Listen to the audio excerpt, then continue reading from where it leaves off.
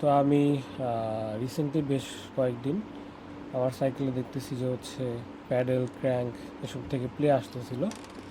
তো প্যাডেলের প্লেটা হচ্ছে সলভ করছি, আর ক্র্যাঙ্কের যে প্লে ইস্যুটা ওইটা হচ্ছে আজকে একটু খুলে দেখার চেষ্টা করবো আসলে ভিতরে কী হইতেছে। তো খুব সম্ভবত হচ্ছে কয়েকটা জিনিস থেকে এই প্লেটা আসতে পারে, যে হচ্ছে আমার ক্র্যাঙ্কটা প্রপারলি টাইট দেওয়া হয় নাই, আর হচ্ছে বিবি প্রপারলি টাইট দেওয়া হয় নাই, দুইটা কারণে।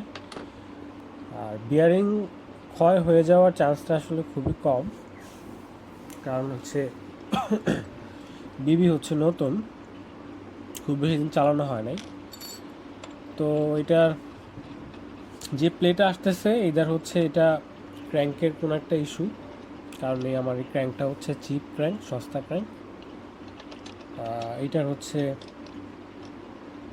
এই ক্র্যাঙ্কটা যেই হচ্ছে অ্যাক্সেলে বসে ওইখানটা থেকে প্লে আসতে পারে, যে হচ্ছে যে আমি যতই টাইট দিই না কেন ওই জায়গাতে হয়তো একটু হালকা,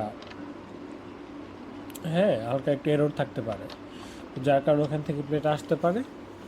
আর বটম ব্র্যাকেটের ক্ষেত্রে হচ্ছে বিবিটা হালকা হচ্ছে লুজ থাকতে পারে, মানে প্রপারলি টাইট না দেওয়া হইতে পারে, এরকম কারণে হতে পারে। আর ভিতরে যে কাপটা থাকে বটম ব্র্যাকেটের সাথে, ওই কাপটার কোনো একটা ইস্যু থাকতে পারে।